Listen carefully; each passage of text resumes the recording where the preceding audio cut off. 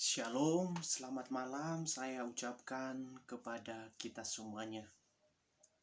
Saya berdoa kita berada di dalam lindungan daripada Tuhan.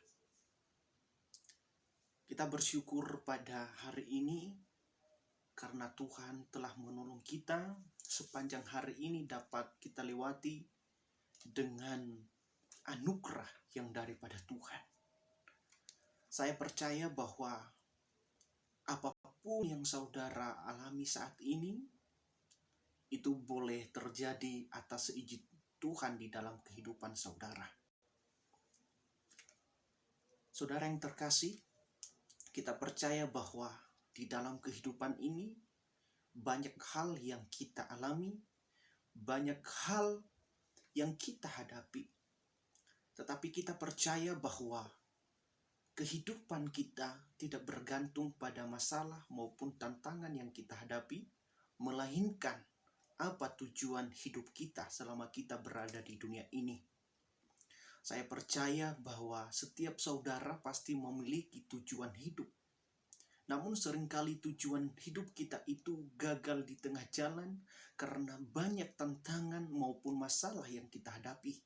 Tetapi firman Tuhan menawarkan kepada kita jalan keluar dari setiap masalah maupun tantangan dan pergumulan kehidupan kita.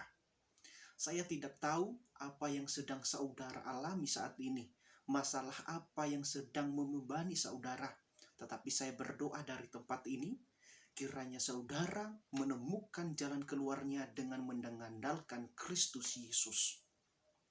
Mungkin saat ini saudara ditawarkan berbagai solusi oleh manusia. Tetapi percayalah bahwa solusi yang ditawarkan manusia hanya bisa melihat dari satu sisi saja. Bahkan hanya bisa melihat satu celah kecil yang mampu mengatasi masalah saudara. Tetapi ketika saudara mengandalkan Kristus, maka kehidupan itu dan setiap masalah maupun tantangan kehidupan itu dapat kita terobos satu persatu dengan pertolongan yang daripada kuasa. Karena saya percaya bahwa sebesar apapun masalah di dalam hidup kita, itu boleh terjadi atas seizin Tuhan. Maka untuk menyelesaikan setiap masalah itu, ya harus mengandalkan Tuhan. Kita harus mengandalkan Tuhan dalam setiap maupun semua yang ada di dalam diri kita. Kita memang tidak meminta masalah itu untuk hadir di dalam diri kita. Bahkan kita bisa saja menolak masalah itu. Karena kita manusia ini tidak mengharapkan masalah itu.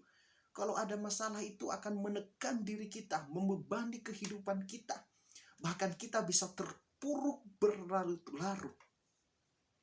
Saudara yang terkasih, saya percaya bahwa ketika saudara berada dalam masalah saat ini, itu atas seizin Tuhan untuk ada di dalam diri saudara.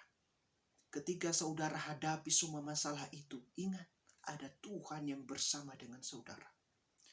Sebenarnya masalah itu bukan soal berapa besar masalah itu atau serumit apa masalah itu.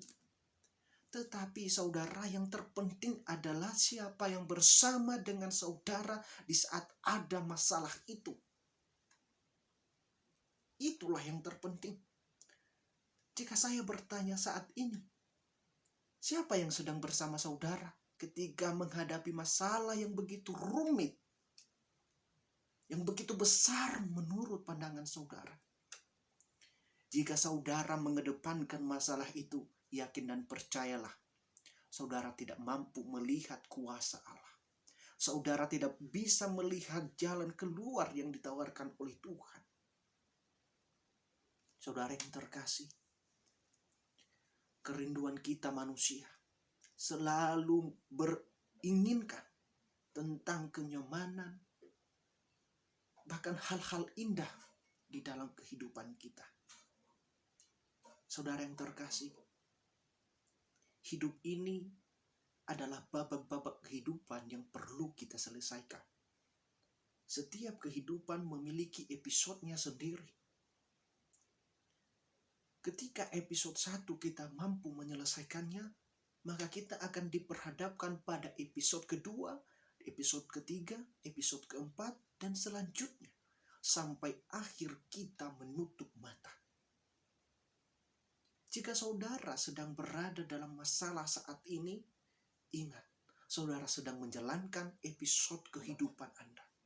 Untuk itu, jangan lewatkan setiap episode kehidupan itu bersama dengan Tuhan.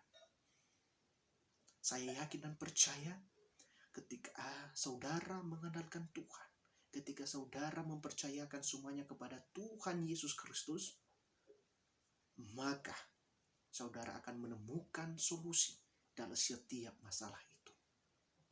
Apa yang tidak pernah dilihat mata, apa yang tidak pernah diinginkan oleh hati, telah disediakan Allah bagi orang-orang yang mengasihi Dia. Kita harus mengingat bahwa hanya orang-orang yang mengasihi Dia. Saudara saat ini mungkin berstatus sebagai seorang Kristen. Itu tidak menjamin Anda untuk hidup sesuai dengan kebenaran firman Tuhan. Itu tidak menjamin saudara untuk percaya kepada Kristus.